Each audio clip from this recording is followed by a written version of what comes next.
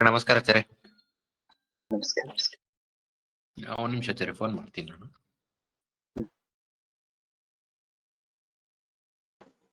ನಮಸ್ಕಾರ ಆಚಾರ್ಯ ಸ್ವಾಮಿ.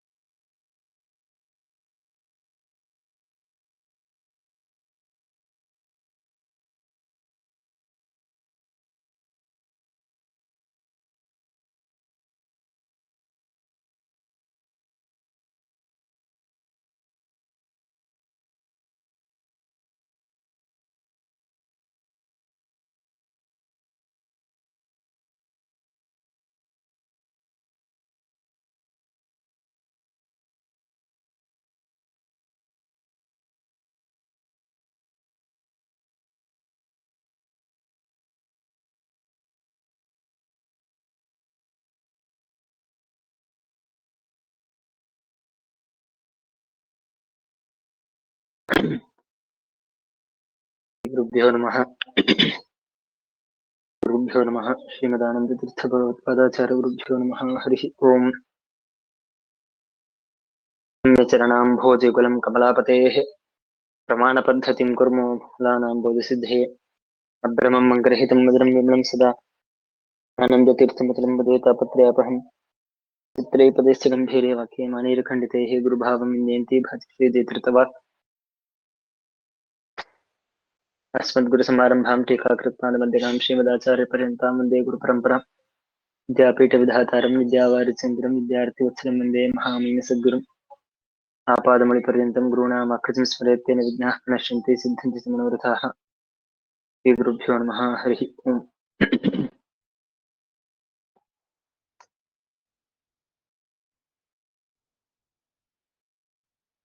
ಮಾಡೋಣಲ್ಲ ಗಿರೀಶ್ ಅವರು? ಆಚಾರ್ಯ ಶುರು ಮಾಡೋಣ ಆಚಾರ್ಯ. ನಾನು ಕಾಲ್ ಮಾಡಿದೆ, ಅವ್ರ ಕಾಲ್ ಹೋಗ್ತಾ ಇಲ್ಲ ಆಚಾರ್ಯ, ಗೊತ್ತಿಲ್ಲ ಯಾಕೆ ಸರ್.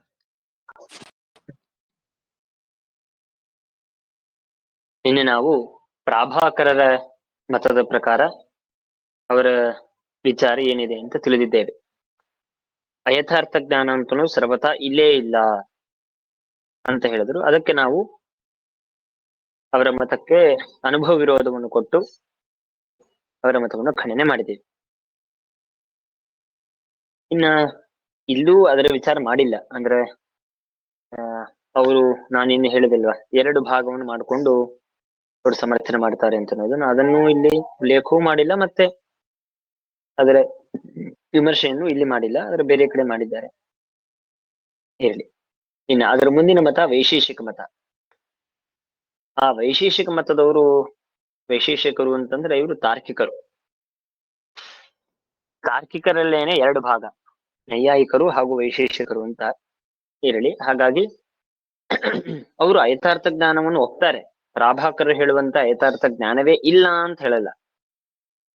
ಅಯಥಾರ್ಥ ಜ್ಞಾನ ಒಪ್ಪುತ್ತಾರೆ, ಆದರೆ ನಾವು ಹೇಳುವಂತೆ ಎಲ್ಲವನ್ನು ಒಪ್ಪೋದಿಲ್ಲ. ಅವರು ಕೆಲವೊಂದನ್ನು ವಿವಾದ ಇದೆ. ಹಾಗಾಗಿ ಆ ಅಂಶವನ್ನು ಇಲ್ಲಿ ಉಪನ್ಯಾಸ ಮಾಡ್ತಾರೆ. ಪ್ರತೀತಂ ಪ್ರತೀತಂ ಚ ರಜತಂ ದೇಶಾಂತರೆ ತದೇವ ಇತಿ ವೈಶೇಷಿಕಾದಯಃ.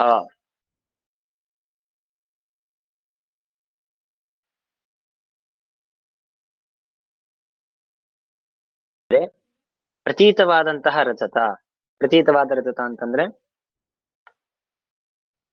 ತೋರಿದಂತಹ ಜ್ಞಾನದಲ್ಲಿ ತೋರಿದಂತಹ ಯಾವ ರಜತವಿದೆಯೋ ಈ ರಜತ ಇದು ದೇಶಾಂತರೇ ಸದೇವ. ಅಂದ್ರೆ ಆಪನ ಅಂತಂತಾರೆ. ಆಪನ ಅಂತಂದ್ರೆ ಅಂಗಡಿ, ಅಂದ್ರೆ ಜ್ಯುವೆಲ್ಲರಿ ಶಾಪ್. ಅಲ್ಲಿ ಸತ್ಯವಾದಂತಹ ಯಾವ ರಜತವಿದೆಯೋ ಅದೇ ರಜತ ಇಲ್ಲಿ ತೋರಿತು. ದೇಶಾಂತರದಲ್ಲಿ ಸತ್ಯವಾದಂತಹ ರಜತವು ಇಲ್ಲಿ ತೋರಿತು ಅಂತ ಹೀಗೆ. ಆದ್ರೆ ಇದು ಯಥಾರ್ಥ ಜ್ಞಾನ ಅಂತಂತಾರೆ. ಯಾಕೆ ಯಥಾರ್ಥ ಜ್ಞಾನ ಅಂದ್ರೆ ಎಲ್ಲೋ ಸತ್ಯವಾದದ್ದು ಇಲ್ಲಿ ತೋರ್ತಾ ಇದೆ, ಹಾಗಾಗಿ ಇದು ಯಥಾರ್ಥ ಜ್ಞಾನ ಅಂತ ಹೀಗೆ ಅವ್ರು ಹೇಳ್ತಾರೆ. ಇಲ್ಲಿ ಯಾಕೆ ಹೀಗೆ ಹೇಳ್ಬೇಕು? ಅಸತ್ಯವಾದ ರಜತ ತೋರ್ತಾ ಇದೆ ಅಂತ ಹೇಳ್ಬೋದಲ್ಲ. ಅಂದರೆ ಅದಕ್ಕೆ ಅವರ ಅಭಿಪ್ರಾಯ ಹೀಗೆ, ಅಸತ್ಯೇ ನ ಪ್ರತೀಯತ ಅಂತಂತಾರೆ. ಅಂದ್ರೆ ಅಸತ್ಯವಾಗಿ ಬಿಟ್ಟರೆ ಸರ್ವತಾ ತೋರಬಾರದು ಅಂತ ಒಂದು ವ್ಯಾಪ್ತಿ. ಶ್ರೀಮದಾಚಾರ್ಯ ಇದನ್ನು ಖಂಡನೆ ಮಾಡಿದ್ದಾರೆ. ಅಸದ್ವಿಲಕ್ಷಣ ಜ್ಞಪ್ತಿ ಜ್ಞಾತವ್ಯ ಮಸದೇವಹಿ ತಸ್ಮಾದ್ ಅಸತ್ ಪ್ರತೀತಿಸ್ತ ಕಥಂ ಅಂತ ಹೇಳಿ, ಯಾರು ಹೇಳಿದ್ರು ಅಸತ್ಯಕ್ಕೆ ಪ್ರತೀತಿ ಇಲ್ಲ ಅಂತ ಹೇಳಿ ಅಸತ್ಯವಾದ ಪದಾರ್ಥಕ್ಕೂ ಪ್ರತೀತಿ ಇದೆ ಅಂತ ಅನ್ನೋದನ್ನು ಶ್ರೀಮದಾಚಾರ್ಯ ನಮಗೆ ಸಮರ್ಥನೆ ಮಾಡಿಕೊಟ್ಟಿದ್ದುಂಟು. ಆದರೆ ಪೂರ್ವ ಪಕ್ಷಿಗಳಂತೂ ಅಸತ್ಯವಾಗಿಬಿಟ್ಟೆ ಅದು ಪ್ರತೀತಿ ಬರಲು ಸಾಧ್ಯವಿಲ್ಲ. ಪ್ರತೀತಿ ಅಂದ್ರೆ ಜ್ಞಾನ ನಮಗೆ ಬರೋದಕ್ಕೆ ಸಾಧ್ಯವಿಲ್ಲ ಅಂತನೋ ಕಾರಣಕ್ಕಾಗಿ ಅಸತ್ಯ ಅಂತ ಒಪ್ಪಬಾರದು. ಹಾಗಾಗಿ ಇಲ್ಲಿ ನಮಗೆ ತೋರಿದಂತಹ ರಜತ ಅಸತ್ಯ ಅಂತ ಅವರೊಪ್ಪಲ್ಲ. ಹಾಗಾದ್ರೆ ಸತ್ಯ ಅಂತ ಒಪ್ಪಬಹುದಲ್ಲ. ತೋರಿದ ರಜತ ಇಲ್ಲೇ ಸತ್ಯವಾಗಿದೆ ಅಂತ ಹೀಗೆ ಸತ್ಯವಾಗಿದೆ ಅಂತ ಅನ್ನೋ ಪಕ್ಷವನ್ನಂತೂ ಒಪ್ಪಬಹುದಲ್ಲ ಅಂತ ಹೇಳಿದ್ರೆ ಹಾಗೆ ಹೇಳೋದಕ್ಕೆ ಸಾಧ್ಯ ಇಲ್ಲ. ಯಾಕೆ? ಸತ್ಯವಾಗಿಬಿಟ್ರೆ ಇದು ಯಥಾರ್ಥ ಜ್ಞಾನ ಯಾಕಾಗಬೇಕು? ಸಹಜ ಸತ್ಯವಾಗಿದ್ರೆ ಸತ್ಯವಾದ ರಜತವನ್ನು ತೋರಿಸ್ತಾ ಇದೆ ಇದು ಅಂದ್ಮೇಲೆ ಇದು ಯಾಕೆ ಇದು ಯಥಾರ್ಥ ಜ್ಞಾನ ಅಂತ ಯಾಕಾಗ್ಬೇಕು? ಹಾಗಾಗಿ ಸತ್ಯ ಅಂತ ಹೇಳೋದಕ್ಕೆ ಸಾಧ್ಯವಿಲ್ಲ. ಅದಕ್ಕೆ ಅನಿವಾರ್ಯವಾಗಿ ಏನ್ ಮಾಡ್ತಾರೆ ಅವರು ಅಂತಂದ್ರೆ, ಯಥಾರ್ಥ ಜ್ಞಾನ ಇದೆ, ಆದರೆ ದೇಶಾಂತರದಲ್ಲಿ ಸತ್ಯವಾದ ರಜತವು ನಮಗಿಲ್ಲಿ ತೋರ್ತಾ ಇದೆ, ಹಾಗಾಗಿ ಇದು ಯಥಾರ್ಥ ಜ್ಞಾನ ಅಂತ ಅವರು ಹೇಳ್ತಾರೆ. ಇದು ಏನಂತಾರೆ, ವೈಶೇಷಿಕರ ಮತ. ಈ ವೈಶೇಷಿಕರ ಮತವನ್ನು ಖಂಡನೆ ಮಾಡಬೇಕು ಅಂತಂದ್ರೆ ಇಲ್ಲಿ ವಿಚಾರ ಮಾಡೋದಿಲ್ಲ, ಇಲ್ಲೂ ನಮಗೆ ಸಾಕ್ಷಿಯಿಂದ ನಮಗೆ ವಿರೋಧ ಬರುತ್ತೆ ಅಂತ ತಿಳ್ಕೊಳ್ಬೇಕು. ಯಾಕೆಂದ್ರೆ ಅಸದೇವ ರಜತಂ ಪ್ರತ್ಯಭಾತ್ ಅಂತ ಹೇಳಿ ನಮಗೆ ಅಸತ್ಯವಾದ ರಜತವೇ ನಮಗೆ ತೋರ್ತಾ ಇದೆ ಅಂತ ನಮಗೆ ಪ್ರತೀತಿ ಬರುತ್ತೆ. ನೀವು ದೇಶಾಂತರದಲ್ಲಿ ಬೇರೆ ಒಂದು ಅಂಗಡಿಯಲ್ಲಿ ಸತ್ಯವಾದ ರಜತ ಇಲ್ಲಿ ತೋರ್ತಾ ಇದೆ ಅಂತ ಅಂದ್ಬಿಟ್ರೆ ಸಾಕ್ಷಿ ಏನ್ ಬರ್ಬೇಕಾಗಿತ್ತು ಅಂತ, ಸಾಕ್ಷಿ ಅನುಭವದಿಂದ ನಮಗೆ ಏನ್ ತೋರ್ಬೇಕಾಗಿತ್ತು ಅಂದ್ರೆ ಆಪನಸ್ಥ ರಜತಂ ತತ್ರ ಪ್ರತ್ಯಭಾತ್, ಅಂದ್ರೆ ಏನೋ ಬೇರೆ ಕಡೆಗೆ ಸತ್ಯವಾದ ರಜತ ನನಗೆ ಇಲ್ಲಿ ತೋರ್ಬಿಟ್ಟಿತು ಅಂತ ಹೀಗೇನಾದ್ರೂ ಬರ್ಬೇಕಾಗತ್ತೆ. ಆದ್ರೆ ನಮಗೆ ಸಾಕ್ಷಿಯಿಂದ ತೋರೋದೇನು? ಅಸದೇವ ರಜತಂ, ಅಸತ್ಯವಾದ ರಜತ ನಾನು ತಿಳಿದು ಬಿಟ್ಟೆ ಅಂತ ನಮಗೆ ಸಾಕ್ಷಿನ ಬರುತ್ತೆ. ಹಾಗಾಗಿ ವೈಶೇಷಿಕರು ಹೇಳುವ ಮಾತು ಸರಿಯಲ್ಲ. ಇನ್ನ ಇಲ್ಲಿ ಅವರ ಮತದಲ್ಲೂ ಒಂತರಹ ಪ್ರಶ್ನೆ ಮಾಡಬಹುದು ನಾವು, ಇಲ್ಲಿ ತೋರಿದ ರಜತವೇ ಅಲ್ಲಿ ಸತ್ಯವಾಗಿದೆ ಅಂತ ಅನ್ನೋದಕ್ಕೆ ನಿಮಗೆ ಪ್ರಮಾಣವೇ? ಬಾಯಿಂದ ಹೇಳಿದ್ರಿ ಒಂದು ಅಂಗಡಿಯಲ್ಲಿ ಸತ್ಯವಾದ ರಜತವು ಅಥವಾ ನನ್ನ ಮನೆಯಲ್ಲಿ ಸತ್ಯವಾದ ರಜತವು ನನಗೆ ಸಮುದ್ರದ ದಂಡೆಯಲ್ಲಿ ತೋರಿತು, ಅದೇ ಇಲ್ಲಿ ತೋರಿತು ಅಂತ ಅನ್ನೋದಕ್ಕೆ ನಿಮಗೇನ್ ನಿಯಾಮಕ? ಏನ್ ಪ್ರಮಾಣ? ಏನೂ ಪ್ರಮಾಣವಿಲ್ಲ. ಹಾಗಾಗಿ ಹಾಗೆ ಹೇಳೋದಕ್ಕೆ ಸಾಧ್ಯವಿಲ್ಲ. ಹೀಗೆ ವೈಶೇಷಿಕರ ಮತವನ್ನು ನಾವು ಖಂಡನೆ ಮಾಡಬಹುದು. ಇನ್ನ ಇದಾದ ಮೇಲೆ ವಿಜ್ಞಾನವಾದಿಗಳ ಮತ. ವಿಜ್ಞಾನವಾದಿಗಳು ಅಂತಂದ್ರೆ ಇವರು ಬೌದ್ಧರು. ಬೌದ್ಧರಲ್ಲಿ 4 ಪ್ರಭೇದವಿದೆ. ಇದು ಬೇರೆ ವಿಚಾರ, ಸ್ವಲ್ಪ ದೊಡ್ಡದಾಗತ್ತೆ. ಶೂನ್ಯವಾದಿ, ಸೌತ್ರಾಂತಿಕ, ಮಾಧ್ಯಮಿಕ ಅಂತ ಇತ್ಯಾದಿಯಾಗಿ 4 ತರಹದ ಪ್ರಭೇದ. ಅದರಲ್ಲಿ ವಿಜ್ಞಾನವಾದಿಗಳು ಬೌದ್ಧರು ಅವ್ರೇನ್ ಹೇಳ್ತಾರೆ, ಜ್ಞಾನ ಸ್ವರೂಪಮೇವ ಇತಿ ವಿಜ್ಞಾನವಾದಿನಃ. ಅಂದ್ರೆ ಇದಂ ರಜತಂ ಅಂತ ಜ್ಞಾನ ಬಂತು. ಆ ಜ್ಞಾನ ಬಂದಾಗ ಅದು ನಮಗೆ ಏನಾಗಿದೆ ಅಂದ್ರೆ ರಜತ ಇದು ಸತ್ಯವ ಅಸತ್ಯವ, ಅಥವಾ ಈ ವೈಶೇಷಿಕ ಹೇಳುವಂತೆ ದೇಶಾಂತರದಲ್ಲಿ ಸತ್ಯವ, ಹೇಗೆ ಹೇಳಬೇಕು? ಯಾವುದನ್ನು ಒಪ್ಪೋದಕ್ಕೆ ಸಾಧ್ಯವಿಲ್ಲ. ಅದಕ್ಕೆ ಅವ್ರು ಏನ್ ಮಾಡ್ತಾರೆ, ಜ್ಞಾನ ಸ್ವರೂಪ ಅಂತಂತಾರೆ. ಯಾಕೆ? ಸತ್ಯ ಅಂತ ಅಸತ್ಯ ಅಂತ ಆಗ್ಬಿಟ್ರೆ ಏನಾಗತ್ತೆ? ಹಿಂದೆ ಹೇಳಿದಂತೆ ಅಸತ್ಯವಾಗ್ಬಿಟ್ರೆ ಪ್ರತೀತಿ ಬರಲು ಸಾಧ್ಯವಿಲ್ಲ. ಅಸತ್ಯ ನ ಪ್ರತೀಯೇತ, ಪ್ರತೀತಿ ಬರಲು ಸಾಧ್ಯವಿಲ್ಲ. ಆದ್ದರಿಂದಾಗಿ ಅದನ್ನು ಒಪ್ಪೋದಕ್ಕೆ ಸಾಧ್ಯವಿಲ್ಲ. ದೇಶಾಂತರದಲ್ಲಿ ಸತ್ಯ ಅಂದ್ಬಿಟ್ರೆ,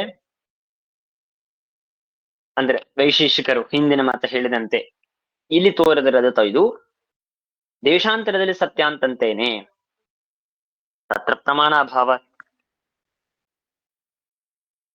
ಇದೇ ತೋರಿದ ಇಲ್ಲಿ ತೋರಿದ ರಜತವೇ ದೇಶಾಂತರದಲ್ಲಿ ಸತ್ಯ ಅಂತ ಅನ್ನೋದಕ್ಕೆ ಏನ್ ಪ್ರಮಾಣ? ಏನು ಪ್ರಮಾಣವಿಲ್ಲ. ಇನ್ನ ಪುರತಃ ಏವ ಸತ್ವೇ ಅಂದ್ರೆ ಪೂರ್ವದೇಶ, ಪುರತಃ ಅಂದ್ರೆ ನಮಗೆ, ನಾನು ಎಲ್ಲಿ ಸಮುದ್ರ ದಂಡೆಯಲ್ಲಿದ್ದೇನೆ, ಎದುರಿಗೆ ನಾನು ನಿಂತಿದ್ದೇನೆ, ಇಲ್ಲೇ ಸತ್ಯವಾಗಿದೆ. ಹಾಗಾದ್ರೆ ಇಲ್ಲೇ ಸತ್ಯವಾಗಿದೆ, ಸತ್ಯವಾದ ಜ್ಞಾನ ಬಂತು, ಅದು ಯಾಕೆ ಯಥಾರ್ಥ ಜ್ಞಾನ ಅಂತ ಯಾಕೆ ಆಗಬೇಕು? ಸರ್ವತಾ ಸತ್ಯ ಅಂದ್ಬಿಟ್ರೆ ಜ್ಞಾನ ಬರೋದಕ್ಕೆ ಸಾಧ್ಯವಿಲ್ಲ. ಎಲ್ಲೋ ಬೇರೆ ಅಂಗಡಿಯಲ್ಲಿ ಸತ್ಯ ಅಂದ್ಬಿಟ್ರೆ ಆ ವಿಷಯದಲ್ಲಿ ಪ್ರಮಾಣವಿಲ್ಲ. ನಿಮ್ ಕಣ್ಣು ಎದುರಿಗೆ ಸತ್ಯ ಅಂದ್ಬಿಟ್ರೆ ಅದು ಯಥಾರ್ಥ ಜ್ಞಾನ ಅಂತ ಆಗೋದಕ್ಕೆ ಸಾಧ್ಯವಿಲ್ಲ. ಅದಕ್ಕೆ ಅವ್ರು ಏನ್ ಮಾಡ್ತಾರೆ, ಜ್ಞಾನ ಸ್ವರೂಪ. ಜ್ಞಾನ ಸ್ವರೂಪ, ಜ್ಞಾನ ಸ್ವರೂಪ ಅಂದ್ರೆ ಏನು?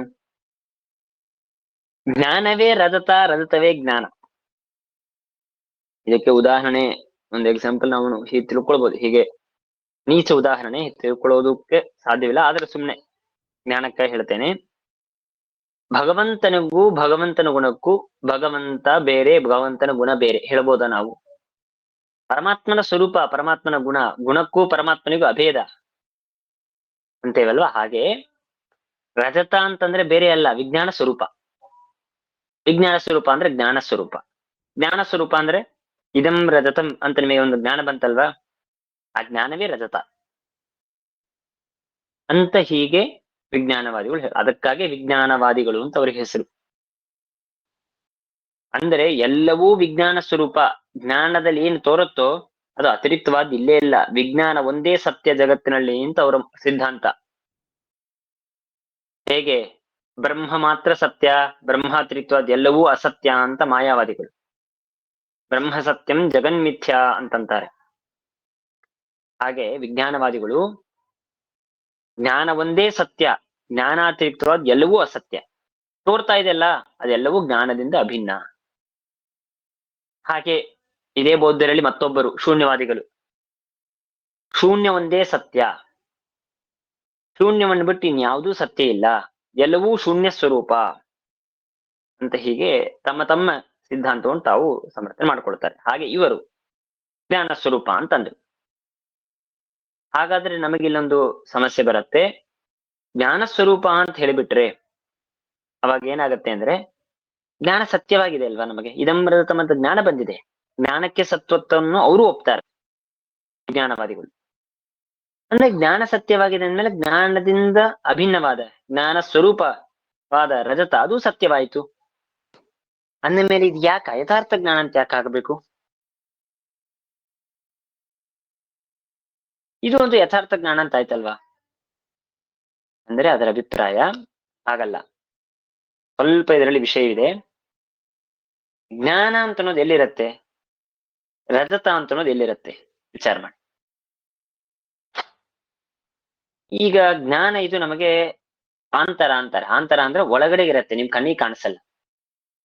ಒಂದು ಪುಸ್ತಕವಿದೆ, ನಿಮ್ ಪುಸ್ತಕ ಕಣ್ ಎದುರಿಗೆ ಕಾಣಿಸ್ತಾ ಇದೆ, ಅದು ಬಾಹ್ಯ ಪದಾರ್ಥ ಅಂತ ಅಂತೇವೆ. ಈಗ ನಮಗೆ ಇದಂ ಪುಸ್ತಕಂ ಅಂತ ಜ್ಞಾನ ಬಂತು ಅಂತ ಇಟ್ಕೊಳ್ರಿ. ಈಗ ಜ್ಞಾನ ಬರುವಾಗ ಅಲ್ಲಿ ಪುಸ್ತಕ ತೋರಿದ ಪುಸ್ತಕ ಬಾಹ್ಯವಾಗಿದೆ, ಅದರ ಜ್ಞಾನ ಅಂತರ ಒಳಗಡೆಗೆ ಇದೆ. ಪುಸ್ತಕ ಬಾಹ್ಯ, ಜ್ಞಾನ ಇದು ಅಂತರ ಅಂತ ಆಯ್ತು, ಸಮಸ್ಯೆ ಇಲ್ಲ.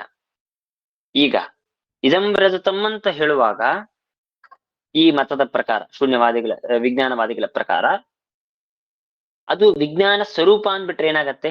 ಜ್ಞಾನ ಎಲ್ಲಿರತ್ತೆ? ಒಳಗಡೆ ಇರುತ್ತೆ. ಅದರ ಸ್ವರೂಪವಾಗಿದೆ ರಜತ ಅಂದ್ರೆ ಅದು ಒಳಗಡೆಗೆ ಇರಬೇಕು, ಆಂತರ ಪದಾರ್ಥವಾಯ್ತು. ಆದರೆ ಇವಾಗ ಆಂತರವಾದ ಜ್ಞಾನ ಸ್ವರೂಪವಾದದ್ದರಿಂದಾಗಿ ಆಂತರವಾದ ಒಳಗಡೆಗೆ ಇರಲು ಯೋಗ್ಯವಾದಂತಹ ಪದಾರ್ಥವು ನನಗೆ ಈಗ ಬಾಹ್ಯವಾಗಿದೆ ಅಂತ ತೋರಿತು. ಇದು ಭ್ರಮ. ಅರ್ಥವಾಯ್ತಲ್ಲ? ಬಾಹ್ಯ ಪದಾರ್ಥ ಬೇರೆ, ಆಂತರವಾದ ಪದಾರ್ಥ ಬೇರೆ. ಜ್ಞಾನ ಇದು ಅಂತರವಾಗಿದೆ, ಆಂತರವಾದ ಜ್ಞಾನದಿಂದ ಅಭಿನ್ನವಾಗಿದೆ ಅಂತಂದ್ಮೇಲೆ ಆ ರಜತವು ಆಂತರವೇ. ಉದಾಹರಣೆಗೆ ಭಗವಂತ ನಮಗೆ ಪ್ರತ್ಯಕ್ಷನ? ಸಾಧ್ಯ ಇಲ್ಲ, ಅಪ್ರತ್ಯಕ್ಷ. ಆಮೇಲೆ ಅವನಿಂದ ಅಭಿನ್ನವಾದ ಭಗವಂತನ ಗುಣ ಇದು ಪ್ರತ್ಯಕ್ಷವಾಗತ್ತಾ? ಆಗೋದಿಲ್ಲ. ಭಗವಂತ ಅಪ್ರತ್ಯಕ್ಷ ಅಂದ್ಮೇಲೆ ಅವನಿಂದ ಅಭಿನ್ನವಾದ ಅವನ ಗುಣವೂ ಅಪ್ರತ್ಯಕ್ಷ, ನಮಗೆ ಕಣ್ಣಿಗೆ ಕಾಣಿಸೋದಿಲ್ಲ. ಹಾಗೆ ವಿಜ್ಞಾನ ಅಂತ ಅನ್ನೋದು ಆಂತರವಾಗಿದೆ ಅಂದ್ಮೇಲೆ ಅದರಿಂದ ಅಭಿನ್ನವಾದಂತಹ ಒಂದು ರಜತ ಅಂತ ಅನ್ನೋದು ಕೂಡ ಅವರ ಮತದ ಪ್ರಕಾರ ಆಂತರವಾಯಿತು. ಒಳಗಡೆಗೆ ಇರಬೇಕು, ನಮಗೆ ಹೊರಗೆ ಕಾಣಿಸಬಾರದು. ಆದ್ರೆ ಈಗ ಹೊರಗೆ ಕಾಣಿಸ್ತಾ ಇದೆ, ಬಾಹ್ಯತ್ವಾಭಾಸ. ಆಗ ಈ ಅಂಶವನ್ನು ಇಟ್ಕೊಂಡು ಅವರು ಏನಂತಾರೆ, ಅಯಥಾರ್ಥ ಜ್ಞಾನ ಅಂತ ಅವ್ರು ಸಮರ್ಥನೆ ಮಾಡ್ಕೊಳ್ತಾರೆ. ಅದನ್ನ ನಾವು ಒಂದು ಮಾತಿನಲ್ಲಿ ಅವರ ಸಿದ್ಧಾಂತವನ್ನು ನಾವು ಖಂಡನೆ ಮಾಡ್ಬೇಕು ಅಂತಂದ್ರೆ, ನಮಗೆ ಎಲ್ಲದಕ್ಕೂ ಇದೇ ಉತ್ತರ ಕೊಡ್ತೇವೆ ನಾವು, ಸಾಕ್ಷಿಯಿಂದಲೇ ಉತ್ತರ ಕೊಡೋದು. ಅಸದೇವ ಇದಂ ರಜತಂ ಪ್ರತ್ಯಭಾತ್ ಅಂತ ನಮಗೆ ಸಾಕ್ಷಿಯಿಂದ ತೋರುತ್ತೆ. ಅಸತ್ಯವಾದ ರಥ ನಾನು ಕಂಡೆ ಅಂತ ಹೊರತು ಆಂತರವಾದ ರಥವನ್ನು ಬಾಹ್ಯವಾಗಿದೆ ಎಂಬುದು ತಪ್ಪಾಗಿ ತಿಳಿದು ಬಿಟ್ಟೆ ಅಂತ ನಮಗೆ ಬರೋದಿಲ್ಲ. ಹಾಗೆ ಬರೋದಿಲ್ಲ ಅಂದ್ರೆ ಅದು ಒಪ್ಪೋದಕ್ಕೆ ಸಾಧ್ಯವಿಲ್ಲ. ಸಾಕ್ಷಿಯಿಂದ ಏನ್ ತೋರಿದೆ?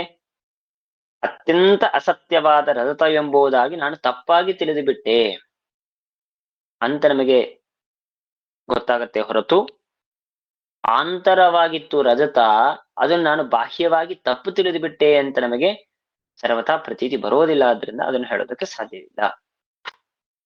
ಹೀಗೆ ನಾವು ಈ ವಿಜ್ಞಾನವಾದಿಗಳ ಮತವನ್ನು ವಿಮರ್ಶೆ ಮಾಡ್ತೇವೆ. ಆಮೇಲೆ ಇದರ ಮುಂದಿಂದು ಭಾಸ್ಕರಾಚಾರ್ಯರ ಮತ. ಅವರೇನ್ ಹೇಳ್ತಾರೆ? ತತ್ರೈವ ತಾತ್ಕಾಲಿಕಂ ಉತ್ಪನ್ನಂ ಸತ್ ಇತಿ ಭಾಸ್ಕರಃ. ತತ್ರೈವ ತಾತ್ಕಾಲಿಕಂ ಉತ್ಪನ್ನಂ ಅಂದ್ರೆ ಹಿಂದೆಲ್ಲ ಹೇಳಿದಂತೆ ಅಸತ್ಯ ಅಂದ್ಬಿಟ್ರೆ ಪ್ರತೀತಿ ಬರಲಿಕ್ಕೆ ಸಾಧ್ಯವಿಲ್ಲ. ಇನ್ನ ದೇಶಾಂತರದ ಸತ್ಯ ಅಂದ್ಬಿಟ್ರೆ ಪ್ರಮಾಣವಿಲ್ಲ. ನಿಮ್ ಕಣ್ಣೆದುರಿಗೆ ಸತ್ಯ ಅಂದ್ಬಿಟ್ರೆ ಅದು ಭ್ರಾಂತಿ ಅಂತ ಆಗೋದಕ್ಕೆ ಸಾಧ್ಯವಿಲ್ಲ. ಅದಕ್ಕೆ ಏನ್ ಮಾಡಿದ್ರು ಅಂದ್ರೆ ತಾತ್ಕಾಲಿಕಂ ಉತ್ಪನ್ನಂ ಸತ್. ತಾತ್ಕಾಲಿಕ ಅಂತಂತೇವಲ್ಲ, ಇವಾಗ ಸುಮ್ನೆ ಕ್ಷಣಿಕ ಅಂತಂತೇವಲ್ಲ, ಹಾಗೆ ಈ ಕ್ಷಣದಲ್ಲಿ ತಾತ್ಕಾಲಿಕವಾಗಿ ಹುಟ್ಟಿತು ಮತ್ತೆ ನಾಶ ಆಗ್ಬಿಡುತ್ತೆ ಅದು.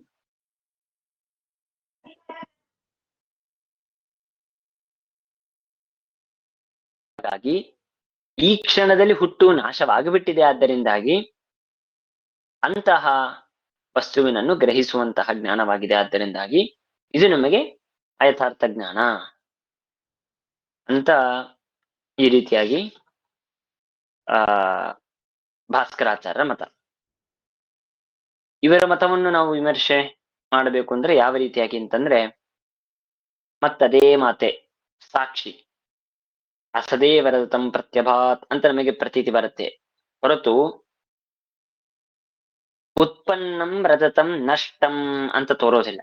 ಹುಟ್ಟಿತು ರಜತ, ಆದ್ರೆ ಮತ್ತೆ ಅದು ನಾಶ ಆಗ್ಬಿಡ್ತು ಅಂತ ಉತ್ಪನ್ನಂ ರಜತಂ ವಿನಷ್ಟಂ ಅಂತ ನಮಗೆ ಬಾಧ ಪ್ರತೀತಿ ಬರುತ್ತಾ? ನಮಗೆ ಸರ್ವತಾ ಬರೋದಿಲ್ಲ. ಬರೋದಿಲ್ಲ ಅಂದ್ಮೇಲೆ ಹಾಗೆ ಹೇಳೋದಕ್ಕೆ ಸಾಧ್ಯವಿಲ್ಲ. ಆ ಸಿದ್ಧಾಂತವನ್ನು ಒಪ್ಪಬಾರದು. ಹೀಗೆ ಭಾಸ್ಕರಾಚಾರ್ಯರ ಮತ, ಅದಾದ ಮೇಲೆ ವೈಶೇಷಿಕರ ಮತ, ಆಮೇಲೆ ವಿಜ್ಞಾನವಾದಿಗಳ ಮತ, ಆಮೇಲೆ ಭಾಸ್ಕರಾಚಾರ್ಯರ ಮತ. ಇಷ್ಟಾದ ಮೇಲೆ ಕೊನೆಗೆ ಮಾಯಾವಾದಿಗಳ ಮತವನ್ನು ವಿಚಾರ ಮಾಡ್ತಾರೆ. ನ ಸನ್ನ ನ ಸತ್ ನ ಅಸತ್ ನ ಸದಸತ್ ಕಿಂತು ಅನಿರ್ವಚನೀಯಮೇವ ಇತಿ ಮಾಯಾವಾದಿನಃ. ಏನು ಇಲ್ಲಿ ಸ್ವಲ್ಪ ಈ ಮಾಯಾವಾದಿಗಳ ವಿಚಾರದಲ್ಲಿ ವಿಷಯವಿದೆ. ಏನು ಇದನ್ನು ಈ ಅನುವಾದ ಮಾಡಿ ಅಂದ್ರೆ ಇದನ್ನು ನಮ್ಮ ಮತವನ್ನು ನಾನು ನಾಳೆ ಮಾಡ್ತೇನೆ. ಹೇಗೆ? ಮೊದಲಿಗೆ ಒಂದು ಪದಾರ್ಥ ಇದು ಸತ್ಯ ಅಂತಂತೇವೆ. ಹೌದಲ್ವಾ? ಹಾಗೆ ಈ ತೋರಿದ ರಜತ, ಇದಂ ರಜತಂ ಅಂತ ಪ್ರತೀತಿಯಲ್ಲಿ ತೋರಿದಂತಹ ಯಾವ ರಜತವಿದೆಯೋ ಇದನ್ನು ಸತ್ಯ ಅಂತ ಕರೆಯೋಣ ಅಂತಂದ್ರೆ ಅಲ್ಲ. ಯಾಕೆ? ಸತ್ಯ ಆಗಿಬಿಟ್ರೆ ಅದು ಯಥಾರ್ಥವಾಗ್ಬಿಡತ್ತೆ. ಆಮೇಲೆ ಅದಕ್ಕೆ ವಿರೋಧ ಬರಬಾರದು, ಅದಕ್ಕೆ ಬಾಧ ಅಂತಂತಾರೆ, ಬಾಧ ಬರಬಾರದು. ಹಾಗಾದ್ರೆ ಅಸತ್ಯ ಅಂತ ಹೇಳೋಣ, ಪ್ರತೀತಿ ಬರಬಾರದು. ನ ಸತ್, ಯಾಕೆ? ಯಥಾರ್ಥವಾಗಬೇಕಾಗತ್ತೆ, ವಿರೋಧ ಬರಬಾರದು. ಆದ್ರೆ ವಿರೋಧ ಬರುತ್ತೆ ನಮಗೆ, ಹಾಗಾಗಿ ಸತ್ಯ ಅಂತ ಹೇಳಬಾರದು. ನ ಅಸತ್, ಯಾಕೆ? ಅಸತ್ ಅಂತ ಯಾಕಲ್ಲ? ಪ್ರತೀತಿ ಬರಬಾರದು. ಅಸತ್ಯನ್ನ ಪ್ರತೀಯೇತ, ಇದಕ್ಕೆ ಮಾಯಾವಾದಿಗಳು ಒಂದು ವ್ಯಾಪ್ತಿಯನ್ನೇ ಮಾಡ್ಕೊಳ್ತಾರೆ, ಅವರೇ ಮಾಡಿದ್ದಿದ್ದು, ಅವರು ಒಪ್ಪಿದಂತಹ ಅಂಗೀಕಾರ ಮಾಡಿದಂತಹ ನಿಯಮ ಇದು. ಏನೆಂದ್ರೆ ಸತ್ಯೇನ್ ನಭಾದ್ಯೇತ ಅಸತ್ಯೇತ್ ನ ಪ್ರತೀಯೇತ ಅಂತಂತಾರೆ ಅವರು.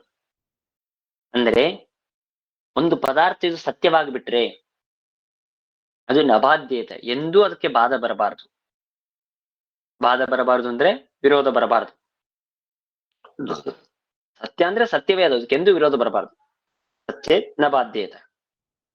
ಆಮೇಲೆ ಇನ್ನೊಂದು ಹೇಳ್ತಾರೆ ಅಸತ್ಯೇನ್ ನ ಪ್ರತೀಯೇತ,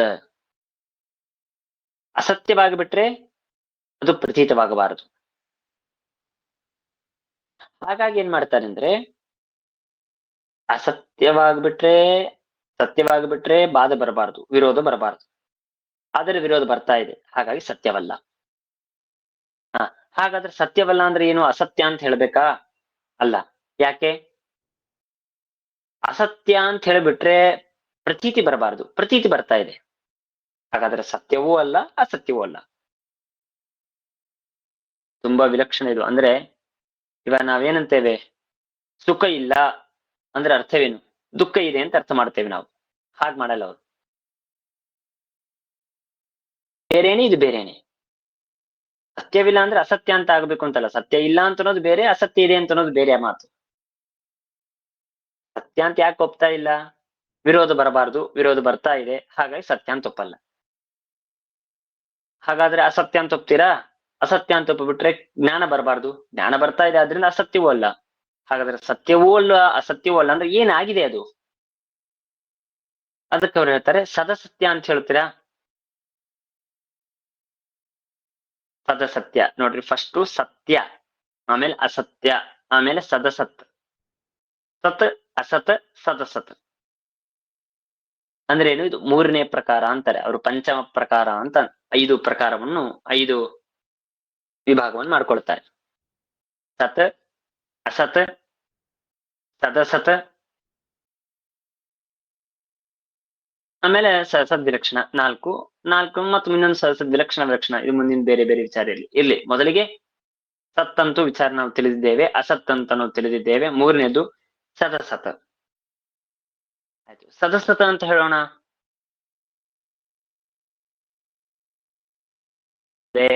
ಅದು ಹೇಳೋದಕ್ಕೆ ಸಾಧ್ಯವಿಲ್ಲ, ಯಾಕಂದ್ರೆ ವಿರೋಧ ಬರುತ್ತೆ.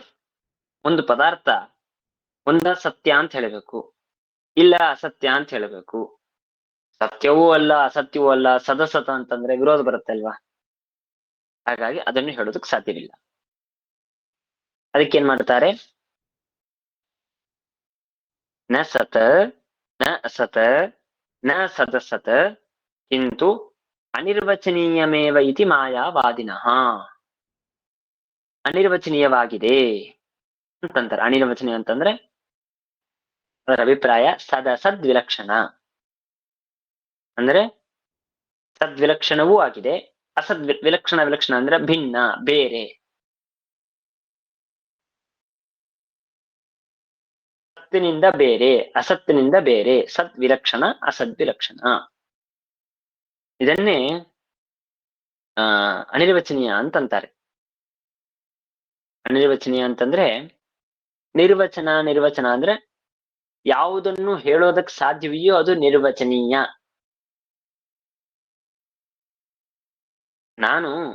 ನನಗೆ ಪರಿಚಯ ಇದ್ದು, ನನಗೆ ಈಗೊಂದು 50 ವಯಸ್ಸಾಗಿದೆ, ನಾನು ಎಷ್ಟು ನನಗೆ ಗೊತ್ತಿದೆ ಪರಿಚಯ ಇದ್ದಂತೆ ನಾನು ಹೇಳಬಹುದು. ಇನ್ನ ಒಂದು 500 ವರ್ಷ ಹಿಂದೆ ಅವರ ಬಗ್ಗೆ ಹೇಳು ಅಂತಂದ್ರೆ ನನಗಷ್ಟು ಮಾಹಿತಿ ಇಲ್ಲ ನನಗೆ. ಅದಕ್ಕೆ ನನಗೆ ಅದು ಅನಿರ್ವಚನೀಯ ಅಂತ ಅಂದೆ ನಾನು. ಅಂದ್ರೆ ನನ್ನ ಬಾಯಿಂದ ನಾನು ಆ ವಿಷಯವನ್ನು ಹೇಳೋದಕ್ಕೆ ಸಾಧ್ಯವಿಲ್ಲ. ಯಾರ ಬಾಯಿಂದೂ ನಾನು ಕೇಳಿಲ್ಲ, ನಾನು ನೋಡಿಲ್ಲ.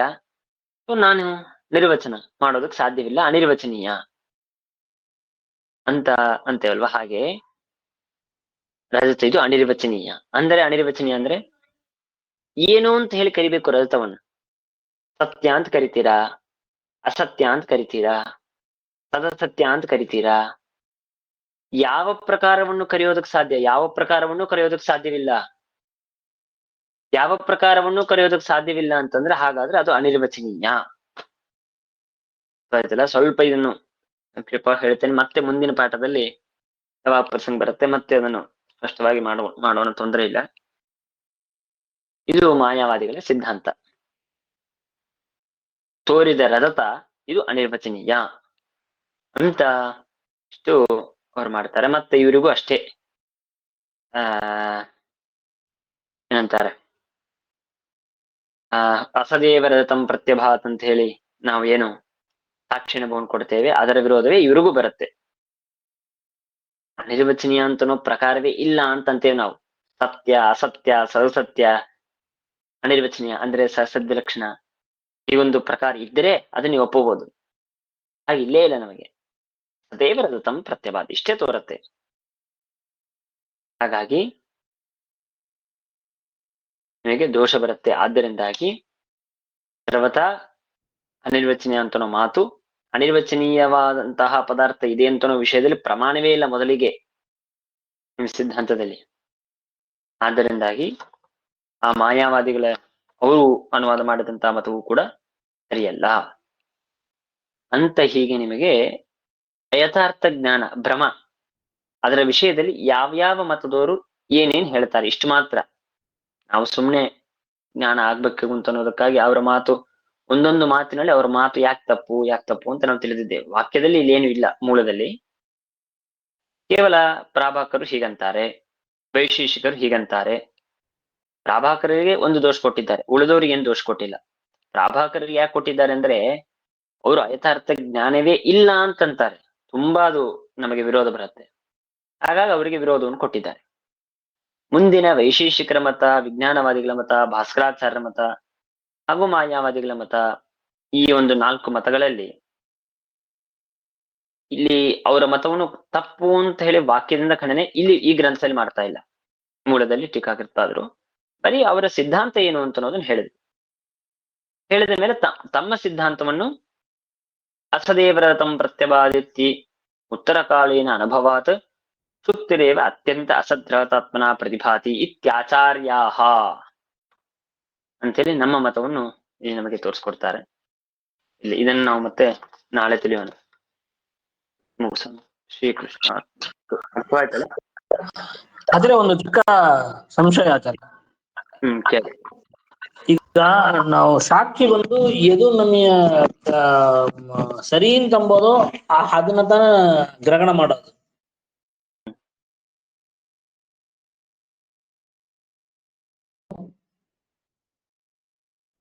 ಕೇಳಿಸ್ತಾ ಇಲ್ಲ. ಕೇಳಿಸ್ತಾ ಇಲ್ವಾ? ಇವಾಗ ಹೇಳ್ರಿ. ಸಾಕ್ಷಿ ಬಂದು ಎದು ನಮಗೆ ಸರಿ ಅಂತ ತೋರತ್ತೆ ಅದನ್ನ ತಾ ಗ್ರಹಣ ಮಾಡೋದು, ಮತ್ತೆ ಅದನ್ನ ಗ್ರಹಣ ಮಾಡಲ್ಲ ಅದಲ್ಲ. ಯಾವುದು ಸರಿ ಅಂತ ಅನಸತ್ತೋ ಅಂತನೋಕ್ಕಿಂತ ಯಾವ್ದು ಸರಿಯಾಗಿ ಇದೆಯೋ ಅದನ್ನ ಮಾತ್ರ.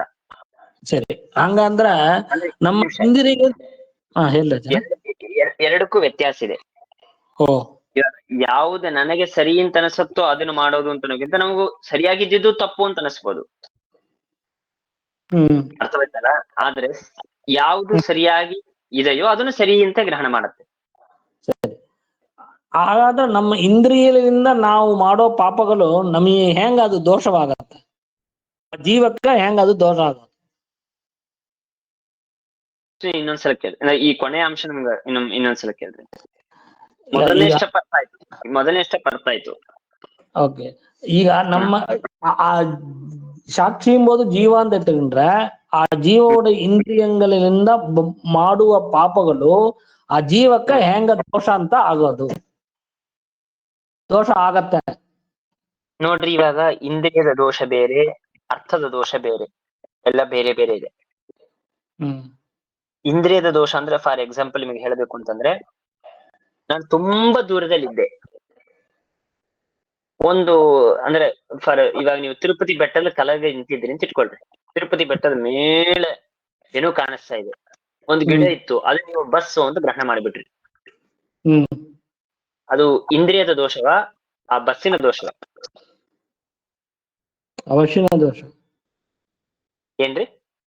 ಬಸ್ಸಿನ ದೋಷ ಇಲ್ಲ, ಇಂದ್ರಿಯದ ದೋಷ.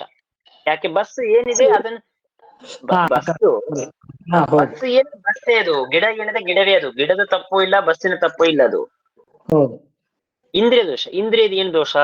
ಅಷ್ಟು ದೂರದಲ್ಲಿ ಇದ್ದಿದ್ದಕ್ಕೆ ನನಗೆ ಅದನ್ನು ಸರಿಯಾಗಿ ಗ್ರಹಣ ಮಾಡುವ ಸಾಮರ್ಥ್ಯ ನನಗಿಲ್ಲ. ಯಾಕಂತಾರೆ ದೂರಸ್ಥತ್ವಾದ ದೋಷಯುಕ್ತಂ ತತ ಪರಿಮಾಣನು ಅಪಟು ಅಂತಂತಾರೆ. ಅಂದ್ರೆ ದೂರಸ್ಥತ್ವ ಅಂತ ಅನ್ನೋದು ನನ್ನ ಇಂದ್ರಿಯದ ಒಂದು ದೋಷ. ಹೌದಾ? ಇದು ಒಂದ್ ಕಡೆ ಇಟ್ಕೊಳ್ರಿ. ಇನ್ನೊಂದು, ಇಡಂಬರದ ತಮ್ಮಂತ ನಿಮಗೆ ಜ್ಞಾನವಾಯ್ತು. ನಾನು ಸಮುದ್ರದ ಪಕ್ಕದಲ್ಲಿ ಹೋಗಿದ್ದೇನೆ, ಅಲ್ಲೇ ತೀರದ ಆ ತೆರೆ ಬರ್ತಾ ಇದೆ, ಸಮುದ್ರದ ಪಕ್ಕದಲ್ಲಿ ನಿಂತಿದ್ದೇನೆ, ದೂರದಲ್ಲಿ ಇಲ್ಲ ನನಗೆ. ಅವಾಗ ಯಾವ್ದು ದೋಷ? ಅದು ಅರ್ಥದ ದೋಷ. ಏನ್ ಅರ್ಥದ ದೋಷ ಅಂತಂದ್ರೆ, ಹೊಳುಪು ಹೆಂಗೆ ಸಿಲ್ವರ್ ನಮಗೆ ಲೈಟ್ ಗ್ಲಾರ್ ಹೊಡೆಯುತ್ತಲ್ವ, ಹಾಗೆ ಆ ಶುದ್ಧಿಯಲ್ಲೂ ಹೊಳುಪಿದೆ. ಆ ಹೊಳುಪನ್ನು ನೋಡ್ಕೊಂಡು ನಾನು ತಪ್ಪು ತಿಳಿದುಬಿಟ್ಟೆ, ಓ ಇದು ರಜತ ಅಂತ. ಹಾಗಾದ್ರೆ ಇದು ಅರ್ಥದ ದೋಷ. ಈಗ ನಮ್ಮ ಇಂದ್ರಿಯ ಆ ಒಂದು ಅರ್ಥದಲ್ಲಿ ದೋಷ ಇದ್ದಿದ್ದಕ್ಕೆ ನಮಗೆ ಅದು ಗ್ರಹಣ ಮಾಡ್ಬಿಡ್ತು, ಇದಂಬರದ ತಮ್ಮಂತ. ಇದು ಜೀವನಿಗೆ ದೋಷವಾಗಲ್ಲ. ಜೀವ ಸಾಕ್ಷಿ ತಾನು ಏನ್ ಮಾಡ್ತಾನೆ ಅಂತಂದ್ರೆ, ಇದು ನೀನು ತಪ್ಪಾಗಿ ಗ್ರಹಣ ಮಾಡ್ತಿದ್ರೆ ಇನ್ನೊಂದು ಸಿದ್ಧಾಂತ ಇದೆ ಅಂತ ನಾನು ಮೊನ್ನೆ ಪಾಠದಲ್ಲಿ ಹೇಳಿದೆ. ಅದನ್ನ ಸ್ವಲ್ಪ ದೊಡ್ಡ ವಿಚಾರವಾಗುತ್ತೆ ಅಂತ ಬಿಡ್ತೇನೆ ಅಂತ ನಾನು ಹೇಳಿದೆ.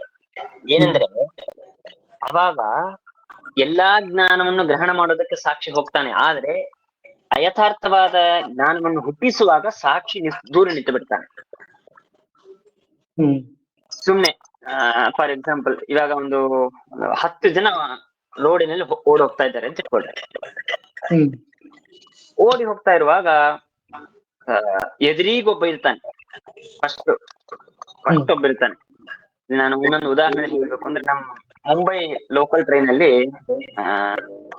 ಎಲ್ಲಾರು ದೂರ ಅಂದ್ರೆ ಬಾಗ್ಲಿಕ್ಕಿಂತ ಹೊರಗೆ ನಿಂತು ಟ್ರಾವೆಲ್ ಮಾಡ್ತಾ ಇರ್ತಾರೆ. ಅದರಲ್ಲಿ ಫಸ್ಟ್ ಏನ್ ಮಾಡ್ತಾನೆ, ಫಸ್ಟ್ ಯಾರು ನಿಂತಿದ್ದಾರೆ, ನಿಜವಾಗ್ಲೂ ಆದ ಘಟನೆ ಇದು. ಫಸ್ಟ್ ಯಾರಿದ್ದಾನೆ, ಒಂದು ಕಂಬ ಇತ್ತು, ಎದುರಿ ಕಂಬ ಬರ್ತಾ ಇತ್ತು. ಅವನೇನ್ ಮಾಡಿದ, ಕಂಬ ಬರ್ತಾ ಇದೆ ಅಂತ ತನಗೆ ದೋಷ ಇದೆ ಅಂತ ಕಂಡಿತ್ತು, ತಾನು ದೂರ ಸರ್ದ. ಹಿಂದಿದ್ದವನು ಏನ್ ಮಾಡದ, ತಾನು ಮುಂದೆ ಬಂದ. ತಾನು ಮುಂದೆ ಬಂದು ಆ ಕಂಬ ತನ್ನ ತಲೆ ಬಡಿಸ್ಕೊಳ್ಳುವಂತೆ ಆಯ್ತು. ಹಾಗಾದ್ರೆ ಯಾರು ತಪ್ಪಿದೆ? ಸರದವನು ತಪ್ಪು, ಹಿಂದೆ ಇದ್ದವನು ಮುಂದೆ ಬಂದವನು ತಪ್ಪು? ಹಿಂದೆ ಇದ್ದವನು ಮುಂದೆ ಬಂದಿದ್ದು ತಪ್ಪದು. ಹಾಗೆ ಅವಕಾಶ ಕೊಡ್ತಾನೆ ಮುಂದಿದ್ದವನು, ನೀ ಏನ್ ಮಾಡ್ತೀವ ಮಾಡ್ಕೊ, ನಾನಂತೂ ನಿಲ್ಲಲ್ಲಪ್ಪ, ನಂಗೆ ಜೀವನ ಮೇಲೆ ನಂಗೆ ಭಯ ಇದೆ, ಜೀವನ ಉಳಿಬೇಕು, ಹಾಗಾಗಿ ನಾನಂತೂ ದೂರ ಹೋಗ್ತೇನೆ ಅಂತ ತಾನು ಹೋಗ್ಬಿಟ್ಟ. ಅದೇ ಸಾಕ್ಷಿ.